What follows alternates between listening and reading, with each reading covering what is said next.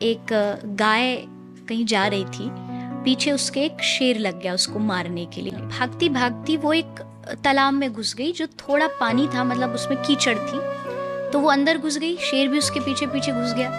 अब बीच में पहुंच के दोनों फंस गए। अब बहुत कोशिश की, शेर ने पूरा ताकत शक्ति लगाई पर नहीं निकल पाया। गाय भी फंसी थी लेकिन वो चुपचाप खड़ी थी। वो मरता क्या नहीं करता। शेर ने सोचा चलो इससे दोस्ती करके पूछ ही लूं। तो शेर ने गाय से पूछा कि तू इतनी टेंशन फ्री कैसे। तो उस गाय ने जवाब दिया कि मुझे टेंशन इसलिए नहीं है क्योंकि तू है लावारिस पशु, तेरा कोई मालिक नहीं है और मेरा एक मालिक है। मुझे पता है कि जब शाम को मैं घर नहीं पहुंचूंगी तो मुझे ढूंढेगा और ये भी भरोसा है कि ढूंढता ढूंढता यहाँ आएगा और मुझे बचाएगा। मतलब जो इस दुनिया में बिना मालिक के जीते हैं वो उस शेर के जैसे हैं कि हमेशा उनको डर रहता, पता नहीं बचेंगे कि नहीं बचेंगे। आप गए क्यों थे? कि आप भगवान का दर्शन करें, आप भगवान को देखे। आपने देखा तो है ही नहीं, आप बस आंख बंद करके जो मांगना होता मांग के निकल जाते हो। ये थोड़ी ना दर्शन होता है। दर्शन ऐसा होना चाहिए आपको एक एक भगवान ने कहाँ क्या पहना है, नाक में क्या है, कान में क्या है, कौन सा रंग पहना है। आधे लोग जो मंदिर से आते हैं आप उनसे ये पूछ लो कृष्ण ने आज, ठाकुर जी ने आज कौन सा रंग पहना था, नहीं बता पाएंगे। बिल्कुल, क्योंकि वो दर्शन करने गए नहीं थे, वो मांगने जाते, वो देखने गए थे। देखने गए थे, दर्शन नहीं किया। अक्सर लोग वृंदावन जा रहे हैं लेकिन उनको बस लोगों को दिखाना है कि हम वृंदावन जा रहे हैं। अब उनको दिखाओ ना कि हम आपके पास आए हैं। और मैं अक्सर एक बात कहती हूँ कि दुनिया के लिए जाओगे तो आपको उछल उछल के झांक झांक के उनको देखना पड़ेगा कि दिख रहे हैं या नहीं दिख रहे। पर उनके लिए जाओगे तो वो झांक झांक के आपको देखें कि भाई ये आया है। लाखों की भीड़ में, चाहे बिहारी जी में करोड़ों लोग भी आ जाए ना, बिहारी जी उनमें से जो उनका प्यारा है उसे ढूंढ ही लेते। उनको पता है कौन सी पिछली लाइन में कहाँ बैठा बैठा रो रहा है। उनको मतलब नहीं कि आगे धक्का खा के वो सामने खड़ा होके 1 घंटे तक VIP में दर्शन किया या नहीं किया। वो पीछे भी कोई बैठा बैठा एक कोने में रो रहा होगा ना तो उनकी दृष्टि उस पर होगी। अब वो बनो कि जिसपे भगवान की नजर जाए। अर्जुन स्ट्रगल ही तो कर रहा था, युद्ध करूं न करूं, वापस भाग जाऊं, चला जाऊं। मतलब आप सोचो कितना डरा हुआ होगा कि बीच जंग में वो कह रहा है कि कृष्ण रथ मोड़ो, मुझसे नहीं हो पा रहा। तो उस समय फिर कृष्ण ने अपना रूप दिखाया, अपनी वाणी से उसको समझाया। तो क्या हुआ? विश्वास जागा अर्जुन को कि तेरा रथ चलाने वाला कोई दुनिया का साधारण आदमी नहीं है, वो साक्षात कृष्ण है।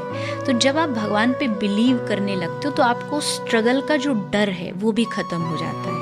तब आपको पता रहता है गिर भी जाएंगे कोई बात नहीं, है वो संभालने के लिए। गिरेंगे भी तो उसके चरणों में जाके गिरेंगे, पकड़ लेगा, बचा लेगा। भगवान जब भी आपके सामने आते हैं तो किसी ना किसी इंसान के रूप में मदद लेने के लिए आते हैं। अगर कोई व्यक्ति मंदिर के बाहर खड़ा होकर के रो रहा है कि उसको धन की आवश्यकता है, तो आप अगर 5 रुपया या 10 रुपया उसे देते हो तो इसका मतलब है वो डायरेक्ट सीधा भगवान के अकाउंट में गया है। कोई भी बीच में उसमें रुकावट नहीं है, ना कोई इसमें घपला है, ना कोई इसमें धोखेबाजी है। वो आपके खुद के अकाउंट में भी पहुंच गया, जो आपका आध्यात्मिक अकाउंट है उसमें भी वो सेव हो गया और भगवान तक भी वो पहुंच गया कि इस आदमी ने मेरी मदद की। कि जो जिंदगी की किताब है वो पहले से भगवान ने लिख दी है, पर तुम्हें क्या पता कुछ पन्नों पे भगवान ने ये लिखा है जैसी तुम्हारी मर्जी। अरे वाह, क्या बात है। तो हो सकता है कि आपकी जिंदगी कुछ पन्नों में आपकी मर्जी लिखी गई है। तो मुझे भी ऐसा लगता है कि अगर उसका साथ है तो मैं कुछ भी कर सकती हूँ, मैं कोई भी बदलाव ला सकती हूँ। मैं कभी ये नहीं मानती कि मैं ये नहीं कर सकती, मैं वो नहीं कर सकती। ये सोच के नहीं कि मुझ में शक्ति है, नहीं, ये सोच के कि मेरे पीछे एक शक्ति खड़ी है जो हारने तो नहीं देगी। तो आप मेहनत करो तो आप जिंदगी में कुछ भी कर सकते हो। जब कृष्ण द्वारिका चले गए, उनसे मिलने के लिए ब्रज के लोग आए। गोपियां, राधा रानी, ब्रज के सब लोग मिलने आए।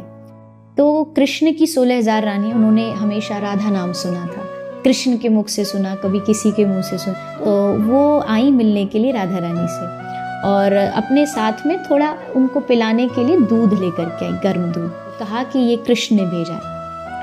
तो उन्होंने 1 सेकंड नहीं सोचा, उन्होंने तुरंत उसको उठाया बर्तन को और पूरा दूध पी गई जो एकदम गर्म था। अब जब रात को रानी सारी अपने घर गई तो जब वो कृष्ण के चरण दबा रही थी तो उन्होंने देखा कृष्ण के पैरों में छाले थे। पूछा कि आप कहाँ गए थे? बोले मैं कहाँ गया तो छोड़ो, तुम कहाँ गई थी? बोले हम तो राधा से मिलने गई थी। क्या लेके? बोले दूध लेकर के गई थी।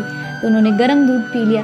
तो उन्होंने कहा कि राधा रानी के हृदय में मेरे चरण है। एक व्यक्ति इतना ज्यादा जुड़ा हुआ है कि पी वो रहा है, इफेक्ट उसको हो रहा है। अब इस प्रेम को आप क्या बोलेंगे? हम ब्रज में गाते हैं, एक पद गाते हैं, कन्हैया कन्हैया पुकारा करेंगे, लताओं में ब्रज की गुजारा करेंगे। जो रूठेंगे हमसे वो बाके बिहारी, तो चरण पड़ उन्हें हम मनाया करेंगे। मतलब मैं कहती हूँ ब्रज की बात ही अलग है, वृंदावन के प्रेम की बात ही अलग है। उन लोगों ने कभी भी कृष्ण से कुछ मांगा ही नहीं, कोई शर्त ही नहीं रखी। कथा आती है एक भक्त की जिसका नाम था सदन कसाई। तो वो मांस बेचते बेचते भी भजन करते रहते थे, लेकिन भजन कर रहे हैं कि भगवान ने इसे छुड़ा, भगवान ने इसे बाहर निकाला, मैं क्या करूँ, मैं कैसे करूँ। एक दिन उनका मन आया कि अब नहीं करना, छोड़ के निकल गए। वो जा रहे थे जगन्नाथ भगवान की यात्रा पर। लेडी थी उनके घर रुके, रात का समय था। तो लेडी बोली मैं आपके साथ रात्रि को सोना चाहती हूँ।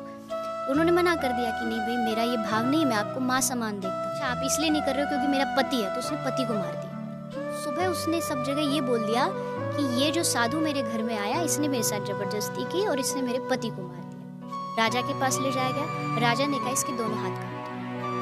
अब जब हाथ कट गए, वो रोते रोते जगन्नाथ मंदिर गए और भगवान के सामने जाके सीधा लेट के दंडवत करके रोए कि भगवान मेरे साथ क्यों, मैंने ऐसा क्या किया कि आपने मेरे साथ ऐसा किया। और जैसे वो रोए, हाथ सामने मतलब कटे हुए हाथ सामने करके, प्रमाण है कि रोते रोते उनके दोनों हाथ बाहर आ गए। जब इंद्र ने प्रकोप किया, बहुत बारिश हुई, ब्रजवासी भागे, तो सोचा कहाँ जाए, मतलब कहाँ जा करके छुपे। तो कृष्ण ने कहा आ जाओ गिरिराज जी, मैं अपनी उंगली पे, एक उंगली पे धारण कर लेता हूँ, तुम सब नीचे खड़े हो जाओ।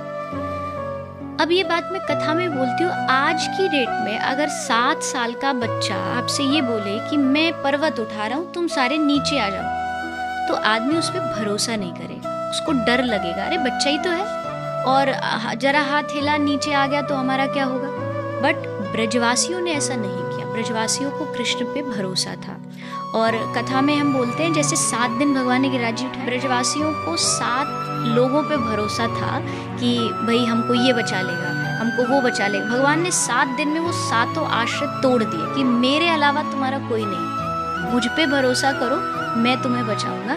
तो श्रीनाथ जी जो है वो मुझे लगता है विश्वास का प्रतीक है। जितना हो सके परिवार के साथ समय बिताइए।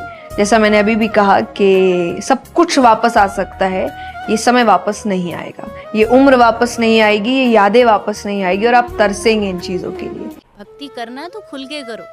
वो वाली बात है, एक भजन गाते हैं कि लगन तुमसे लगा बैठे, जो होगा देखा जाएगा, उन्हें अपना बना बैठे, जो होगा देखा जाएगा। कभी डरते थे कि ये दुनिया हमें बदनाम कर देगी, कभी डर लगता था, शुरुआत के दौर में लोगों को लगता है कि भाई क्या बोलेंगे घर वाले, पड़ोस वाले, पर कभी डर था कि ये दुनिया हमें बदनाम कर देगी, सभी पर्दा उठा बैठे, जो होगा देखा जाएगा। तो भक्ति आपको निडर बनाती है, निर्भय बनाती है, उन पे छोड़ दिया तो फिर डरिए मत। भगवान ने हम सबको भी दुनिया में ना, किसी को 80 साल की छुट्टी पे भेजा है, 80 साल का जीवन है, किसी को 60 साल की छुट्टी हो, लेकिन फ्री में नहीं भेज दिया, एक होमवर्क भी दिया है, तुमको अच्छे कर्म करने हैं, तुम्हें सेवा करनी है, तुम्हें भजन करना है। अब जो समझदार इंसान होगा ना, वो जीवन की शुरुआत से ही होमवर्क पूरा करने में लग जाएगा, लेकिन जिसका होमवर्क पूरा नहीं होगा वो मरने से डरेगा, क्योंकि उसे पता है होमवर्क पूरा नहीं, क्या मुंह दिखाऊंगा वहां जाके।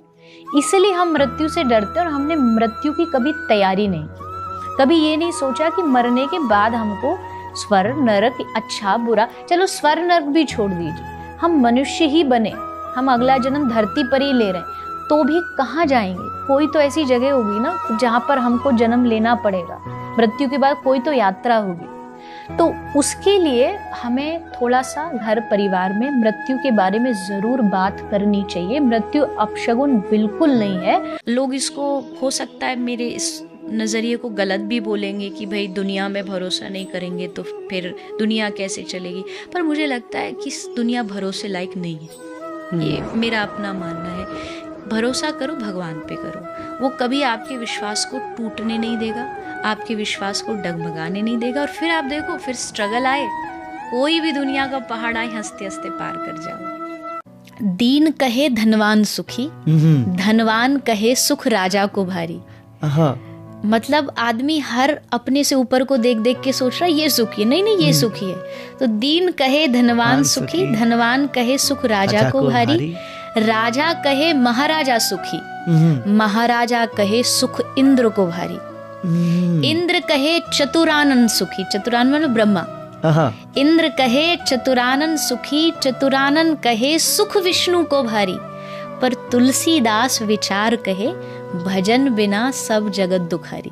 वाह वाह वाह वाह। तुलसीदास जी की ये पंक्ति है कि तुम कितना भी ऊपर बढ़ जाओ, पर अगर तुम्हारे जीवन में भजन नहीं है, सच्चाई नहीं है, सत्यता नहीं है, तुम दुखी रहोगे। ये देखते रहो उसका ये उसका वो करते करते कभी सुखी नहीं हो पाओगे। जो दिया है भगवान ने बहुतों से अच्छा दिया, लाखों से अच्छा दिया है।